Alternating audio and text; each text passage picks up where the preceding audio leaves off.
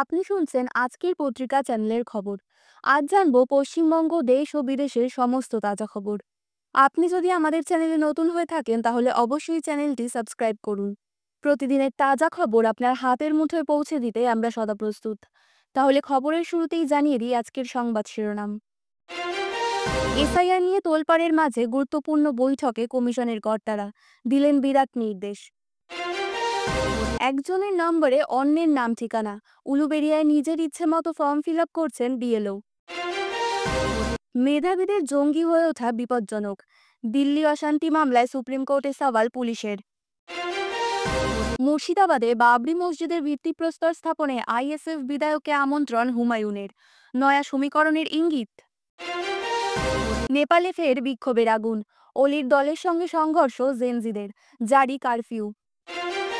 শতাব্দীর সামনেই অঞ্চল সভাপতিকে বেধড়ক মারধর তৃণমূলেরই একাংশের, সাংসদের গাড়ির লক্ষ্য করে উড়ে এলো জুতো। আপাতত স্থগিত রাখা উচিত এসআইআর, জাতীয় নির্বাচন কমিশনকে চিঠি মমতার। রুশ আতঙ্ক, জ্যাভলিন ক্ষেপণাস্ত্র এবার ভারতের হাতে, 825 কোটি টাকার চুক্তি আমেরিকা ভারতের। দিদি প্রথম বুঝেছিলেন অনুপ্রবেশের বিপদ, অধীরের মন্তব্যে তোলপাড়। ভারতের ওপর বিশ্বাস রাখছি না, কেন এমন মন্তব্য পাক প্রতিরক্ষা মন্ত্রীর? তাহলে কি যুদ্ধ বাঁধতে পারে? দেশের 10 দীর্ঘমেয়াদী মুখ্যমন্ত্রীদের তালিকায় এবার নীতীশ। 2050 সালে মানুষ বলবেন কে শাহরুখ খান, ভুলে যাবে সবাই, মন্তব্য বিবেক ওবেরয়ের। কলকাতায় 15 বছরের পুরনো বাস চালালে নতুন গাইডলাইন। পশ্চিম চৌবাগায় বাস স্ট্যান্ডের কাছে প্লাস্টিক কারখানা, ভয়াবহ অগ্নিকাণ্ড, এলাকায় আতঙ্ক। আমেরিকায় গ্রেফতার ভারতের কুখ্যাত গ্যাংস্টার ননি রানা। মোদি শাহের উপস্থিতিতে দশমবারের জন্য বিহারের মুখ্যমন্ত্রী পদে শপথ নীতীশের। রাজ্যপালের অধিকার নেই অনির্দিষ্টকালের জন্য বিল আটকে রাখার, সাফ জানালো সুপ্রিম কোর্ট। পাঞ্জাবের সরকারি হাসপাতালে পৌরসভার ময়লার গাড়িতে বেওয়ারিশ দেহ, তীব্র চাঞ্চল্য। এসআইআর ফর্ম ফিল আপের চাপে হৃদরোগ, পরিযায়ী শ্রমিকদের মর্মান্তিক মৃত্যুতে দিশেহারা পরিবার। পাথর প্রতিমায় দুষ্কৃতীদের নরকযজ্ঞ, পরপর বাড়ি দোকানে আগুন ভাঙচুর, পুড়ে খাক বিডিওর গাড়ি। তাজমহলে জুনিয়র ট্রাম্প, মার্কিন প্রেসিডেন্টের ছেলে স্মৃতিসৌধ ঘুরে দেখেন পরিবারের সঙ্গে। বাংলাদেশের কাছে হারের জেরে এক দশকে সবচেয়ে খারাপ অবস্থানে ভারতীয় দল। এতক্ষণ শুনছিলেন সংবাদ শিরোনাম, এবার জানাবো বিস্তারিত খবর। নদিয়ায় এসআইআর কার্যক্রম নিয়ে বৈঠকে সমস্যা সমাধানের জন্য বিশেষ নির্দেশ নির্বাচন কমিশনের আধিকারিকদের। বুধবার কৃষ্ণনগর প্রশাসনিক ভবনে অনুষ্ঠিত বৈঠকে chief election officer Manoj Kumar Agarwal, senior deputy election commissioner Gyanesh Bharti ও 2 সিইও সহ মোট 7 সদস্যের প্রতিনিধি দল উপস্থিত ছিলেন। 3 ঘণ্টা ধরে চলা বৈঠকে জেলার জেলাশাসক অনিশ দাশগুপ্ত, অতিরিক্ত জেলাশাসক প্রলয় রায়চৌধুরী এবং ইআরওদের সঙ্গে বিডিওরা উপস্থিত ছিলেন। বৈঠকে বিশেষভাবে আলোচিত হয়েছে বিএলওদের ওপর বাড়তে থাকা অতিরিক্ত কাজের চাপ নিয়ে। এসআইআর কাজের শুরু থেকেই ডেটা এন্ট্রি ও ডিজিটাইজেশনের মতো দায়িত্ব বেড়ে যাওয়ায় অনেক ক্ষেত্রে সমস্যা দেখা দিয়েছে। কিছু বিএলও বিক্ষোভও করেছেন। পাশাপাশি বিদ্যালয় টিচাররা বিএলওদের কাজের কারণে সময়মতো স্কুলে প্রবেশ করতে পারছেন না, যার ফলে স্কুলের প্রধান শিক্ষক তাদের অনুপস্থিত হিসেবে খাতায় নথিভুক্ত করছেন। নির্বাচন কমিশনের কর্তারা জানান এই ধরনের অনুপস্থিতি বরদাস্ত করা যাবে না এবং বিএলওদের কাজ পুরোপুরি ফোকাস করতে হবে।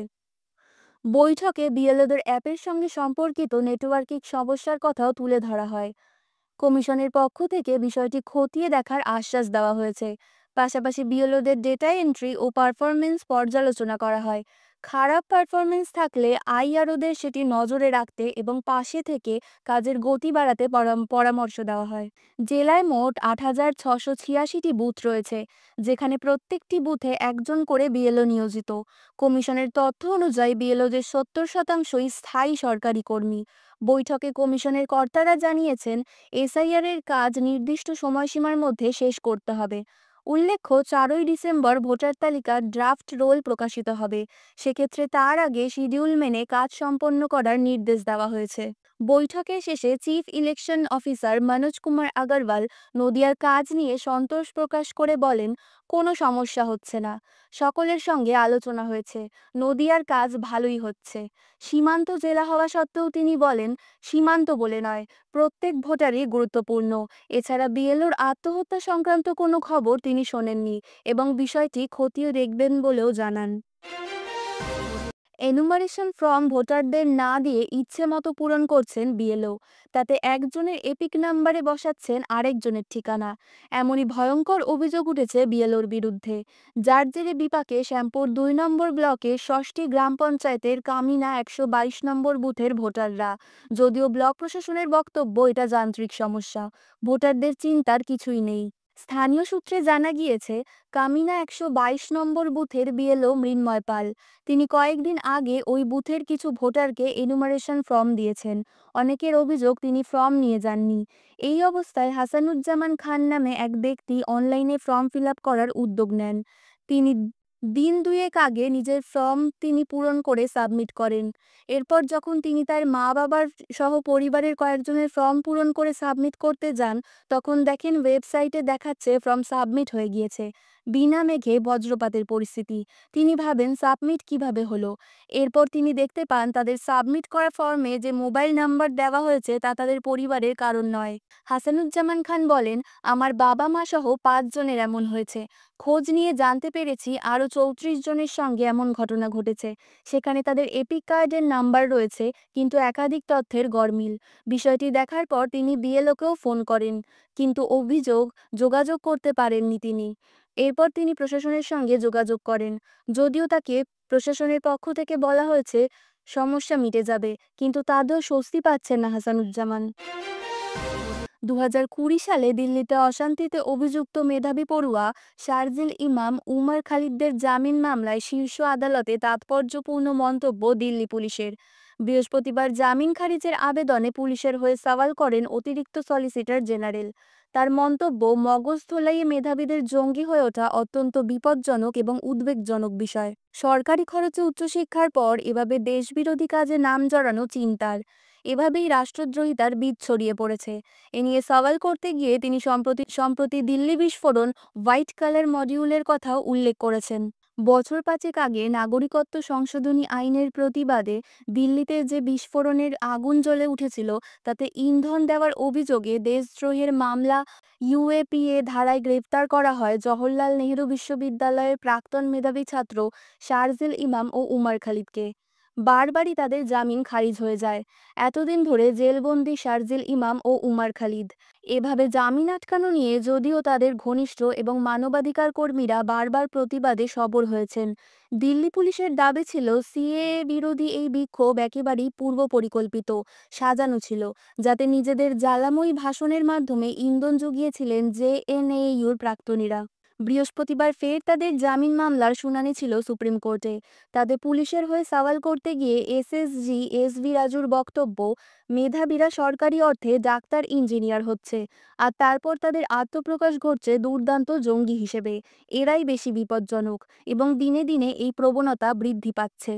তার আরও মন্তব্য, আজকাল আবার এমনও দেখা যায় যে ডাক্তার ইঞ্জিনিয়াররা নিজেদের কাজ করছেন ঠিকই, তবে তলে তলে দেশবিরোধী কাজের সঙ্গেও যুক্ত। সম্প্রতি হোয়াইট কলার মডিউল বা দিল্লির লালকেল্লা মেট্রো স্টেশনের সামনে বোমা বিস্ফোরণের পর যে চিকিৎসক সন্ত্রাসবাদীরা ধরা পড়েছে, এই মামলার শুনানিতে তাদের কথাও উল্লেখ করেছেন অতিরিক্ত সলিসিটর জেনারেল। এসব যুক্তির ভিত্তিতে এদিন শারজিল ইমাম জোরালো যুক্তি দেওয়া হয় পুলিশের পক্ষ থেকে। দলকে বারবার হুঁশিয়ারি দিয়েছেন, নতুন দল গঠনের কথাও বলেছেন প্রকাশ্যে। এবার সাফ জানালেন আগামী 6ই ডিসেম্বর তৃণমূল আয়োজিত সংহতি দিবসের অনুষ্ঠানে যোগ দেবেন না তিনি। দলের সঙ্গে দূরত্ব কি তাহলে আরও প্রকট হলো? স্বাভাবিকভাবেই রাজনৈতিক মহলে তুঙ্গে জল্পনা। আগামী 6ই ডিসেম্বর বাবরি মসজিদ ধ্বংসবার্ষিকী। ওই দিন মেয়ো রোডে গান্ধী মূর্তির সামনে সংহতি দিবসের জমায়েতের ডাক দিয়েছে তৃণমূল। ওই দিন আবার মুর্শিদাবাদে বাবরি মসজিদের ভিত্তিপ্রস্তর স্থাপন করবেন বলেই জানিয়েছে হুমায়ুন। ওই অনুষ্ঠানে আবার আইএসএফ বিধায়ক আব্বাস সিদ্দিকীকেও নাকি আমন্ত্রণ জানিয়েছেন ভরতপুরের তৃণমূল বিধায়ক। বিধানসভা নির্বাচনের আগে হুমায়ুন ও সিদ্দিকী তবে কি হাত মেলাতে চলেছেন? স্বাভাবিকভাবেই তা নিয়ে জোর শুরু হয়েছে কাটাছেঁড়া। যদিও এই প্রসঙ্গে আইএসএফ বিধায়কের তরফে কোনো প্রতিক্রিয়া পাওয়া যায়নি। এদিকে এদিন হুমায়ুন আরও বলেন, ১৯৯২ সালে বাবরি মসজিদ ধ্বংস করা হয়, সেটি কালা দিবস। ঠিক করেছি মুর্শিদাবাদে বাবরি মসজিদ গড়ে তোলা হবে, তৈরি হবে ট্রাস্টি বোর্ড। চলতি বছরের ৬ই ডিসেম্বর তার ভিত্তিপ্রস্তর স্থাপন করা হবে। এটি পূর্ব নির্ধারিত কর্মসূচি। তৃণমূল বিধায়ক নয়, একজন সাধারণ সংখ্যালঘু মানুষ হিসেবে এই কাজ করতে চাই। এর সঙ্গে রাজনীতির কোনো যোগ নেই। বলে রাখা ভালো, আগামী বছর রাজ্যে বিধানসভা নির্বাচন। সংখ্যালঘু ভোটার অধ্যুষিত এলাকা হিসেবে মুর্শিদাবাদ অত্যন্ত গুরুত্বপূর্ণ। সেখানকার দাপুটে নেতা হুমায়ুন। ভোটের মাত্র কয়েক মাস আগে সেই এলাকার নেতাই বেসুরো, যা নিয়ে রাজনৈতিক মহলে চলছে তীব্র চাপানোউত্তর। দলের তরফ থেকে হুমায়ুনকে আগেই কড়া বার্তা দেওয়া হয়েছে, তবে তাতে কান দেননি ভরতপুরের তৃণমূল বিধায়ক। বরং সম্প্রতি অতীতে বারবার মুখ খুলে হুমায়ুন দলের অস্বস্তি বাড়িয়েছে। তা সত্ত্বেও দলের তরফে এখনো কোনো পদক্ষেপ করা হয়নি। আদৌ নেওয়া হবে কিনা সে উত্তর দেবে সময়। তবে কি স্বেচ্ছায় বহিষ্কারের পথে হুমায়ুন? স্বাভাবিকভাবেই তা নিয়ে শুরু হয়েছে জোর চর্চা। গত সেপ্টেম্বরে জেনজির বিপ্লবে নেপালে ক্ষমতা হারায় কেপি শর্মা ওলির দল কমিউনিস্ট পার্টি অফ নেপাল। সেই অলির দলের নেতাকর্মীরা ফের সক্রিয় হয়েছেন। তাদের খণ্ডযুদ্ধ শুরু হয়েছে জেনজির বিক্ষোভকারীদের। পরিস্থিতি এতটাই অগ্নিগর্ভ হয়ে উঠেছে যে বৃহস্পতিবার কিছু জায়গায় কারফিউ জারি করেছে প্রশাসন। এদিন সকাল 11টা নাগাদ সিমারা চকে জড়ো হন প্রতিবাদকারীদের একটি বড় দল। বল প্রয়োগ করে পুলিশ তাদের ওই এলাকা থেকে হাঁটিয়ে দেয়। সিমারা বিমানবন্দরের কাছেও কমিউনিস্ট পার্টি অফ নেপালের কর্মীদের সঙ্গে সংঘর্ষ হয় জেনজিদের। নেপথ্যে অলির দলের দুই নেতার সিমারায় আগমন। দলীয় কর্মসূচিতে অংশ নিতে বিমানে কাঠমান্ডু থেকে সিমারায় আসেন অলির দলের দুই নেতা মহেশ বসনিত ও শঙ্কর পোখরেল। মহেশ শঙ্কর জুটির সিমারায় আগমনের বিষয়টি জানা মাত্র সমাজ মাধ্যমে প্রতিবাদী কর্মসূচির ডাক দেন জেনজি জেলা সমন্বয়ক সম্রাট উপাধ্যায়। বুধবার দুই ইউএমএল নেতা বিমানবন্দরে নামতেই খুনিদের সরকার বলে বিক্ষোভ দেখাতে শুরু করেন জেনজি প্রতিবাদীরা। এরপর ইউএমএল নেতাকর্মীদের সঙ্গে সংঘর্ষে জড়িয়ে পড়েন তারা। সংঘর্ষে আহত হন ৬ জন জেনজি বিক্ষোভকারী। বিক্ষোভকারীরা ৬ জন ইউএমএল কর্মীর বিরুদ্ধে থানায় অভিযোগ করেন, যদিও পুলিশ কাউকে গ্রেপ্তার করেনি। এই অভিযোগে ফের বিক্ষোভ আন্দোলনে নামেন জেনজি বিপ্লবীরা। নতুন করে পরিস্থিতি অগ্নিগর্ভ হয়ে ওঠে। এমনকি বিক্ষোভের চোটে সিমারা বিমানবন্দরে বেশ কিছুক্ষণ বিমান চলাচল বন্ধ রাখা হয় এবং সংলগ্ন এলাকায় কারফিউ জারি হয়েছে। দুপুর ১২টা ৪৫ থেকে সন্ধে ৮টা পর্যন্ত কারফিউ বলবৎ থাকবে। গত সেপ্টেম্বর মাসে সোশ্যাল মিডিয়া নিষিদ্ধ করা নিয়ে জেনজির আন্দোলন শুরু হয় নেপালে। বুদ্ধের দেশে হিংসাত্মক হয়ে ওঠে আন্দোলন। শেষ পর্যন্ত তরুণ প্রজন্মের বিক্ষোভের জেরে পতন হয় কেপি শর্মা ওলির সরকারের। দায়িত্ব নেয় অন্তর্বর্তী সরকার। এর মধ্যেই আগামী ৫ই মার্চে নেপালের নির্বাচনের দিনক্ষণ ঘোষণা হয়েছে। সেই কারণেই অন্য রাজনৈতিক দলগুলির সঙ্গে নতুন করে ময়দানে নেমেছে অলির দল। যদিও নির্বাচনের ময়দানে তাদের চায় না জেনজি আন্দোলনকারীরা। সব মিলিয়ে নেপালে অসন্তোষ অব্যাহত। খবর আজকের মতন এই পর্যন্তই। পরবর্তী খবর শোনার জন্য সাবস্ক্রাইব করুন আজকের পত্রিকা ইউটিউব চ্যানেলটিকে। ধন্যবাদ।